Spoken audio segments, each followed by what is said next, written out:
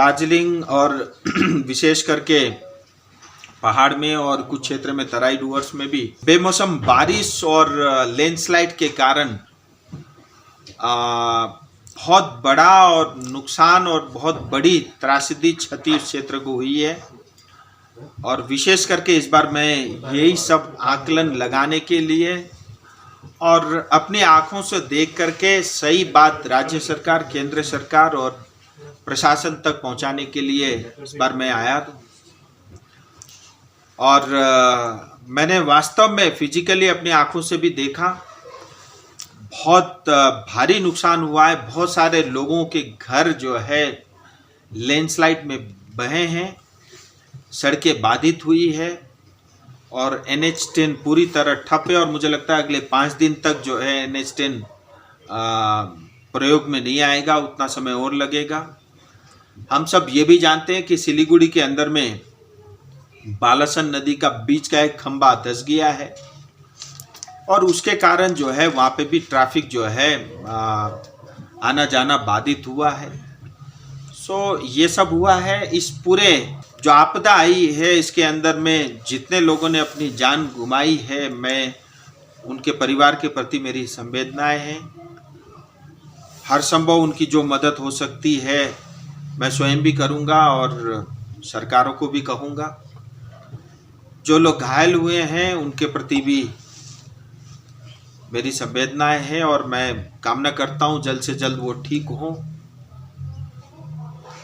और जिन लोगों ने अपने घर खोया है, मेरी प्रयास है कि मैं प्रधानमंत्री जी से भी उनके साथ भी मेरा पत्राचार हुआ है, उनके कार्यालय से भी संपर्क में हूँ कि जिन लोगों का घर इस पूरे घटनाक्रम में नष्ट हुआ है प्रधानमंत्री आवास योजना के अंतर्गत उनको मिले।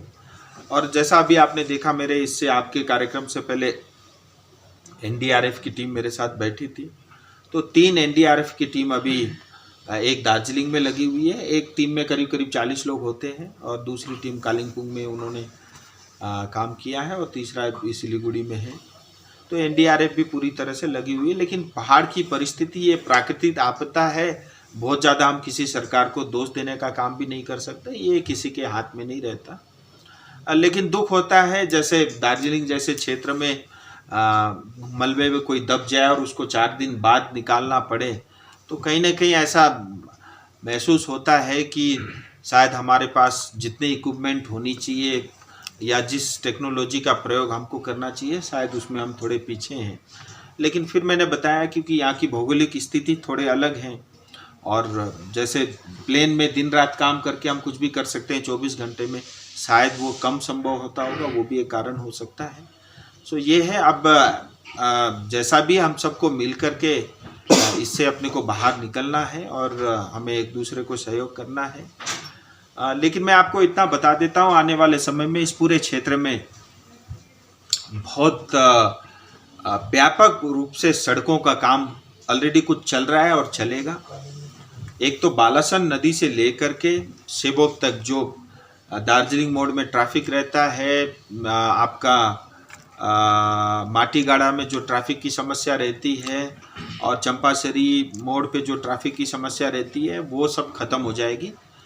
बालासन नदी से लेकर के सेवक मोड़ तक 12.5 किलोमीटर का लंबा एलिवेटेड रोड बनेगा, मोस्टली एलिवेटेड रहेगा, 4 लेन का रहेगा। बालासन नदी का जो अभी पुल है उसके बराबर में 3 लेन का एक और ब्रिज बनेगा और बाद में इसको तोड़ के भी इसको भी 3 लेन में कन्वर्ट करके यानी 6 लेन का पुल होगा और 4 लेन की सड़कें होगी। भविष्य में कभी उसको 6 लेन करना पड़ा तो भी वो प्रयोग में पुल आएगा। इसी तरह महानंदा नदी के अंदर में भी सेम स्ट्रक्चर बन रहा है।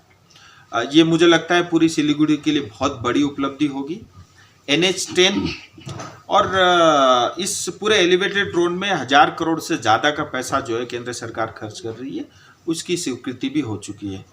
इसी तरह जो NH10 ऑल वेदर रोड बनेगा, 20 जगह आइडेंटिफाई हुए हैं, उसका DPR बन चुका था, कुछ और चेंजेस उसके अंदर में हुए हैं। दोबारा वो दिसंबर में DPR सबमिट हो रहा है और उसके बाद जो है उसका भी काम शुरू होगा। तो अभी कुछ समय कठिनाई है, थोड़ा उसके साथ रहना पड़ेगा, लेकिन आने वाले समय में वो वंस फॉर ऑल हर बार के लिए जो है वो समस्या समाप्त हो जाएगी।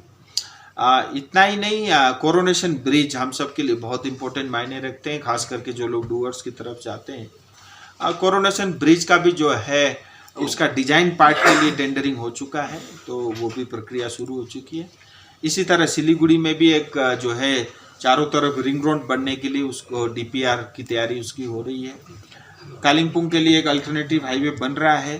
दार्जिलिंग का भी मेरे मन में है कि हम कोई ऐसा हाईवे बनाए जो सीधा दार्जिलिंग आए। अभी कुछ भी करो तो करसंग में आके एक ही रोड बन जाता है, तो उसका मेरे को अभी एग्जैक्ट क्लैरिटी नहीं है। मैं उसमें भी बात कर रहा हूँ कि एक हाईवे बने।